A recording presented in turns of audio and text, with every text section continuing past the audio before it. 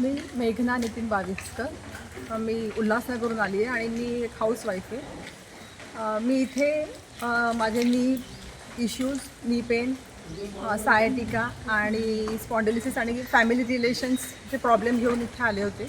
मर्मबंध family constellation workshop यासाठी सरळगाव येथे 2 दिवसाचं मी वर्कशॉप अटेंड केलं. वर्कशॉप अटेंड केलं असं समजलं की आपले जे पितृदोष असतात त्यांच्याने पण आपल्यावर कसा त्याचा इम्पॅक्ट पडतो आणि त्याच्याने पण आपल्याला जे हेल्थ इश्यूज होऊ शकतात आणि मग त्याच्यासाठी आपण कसं ते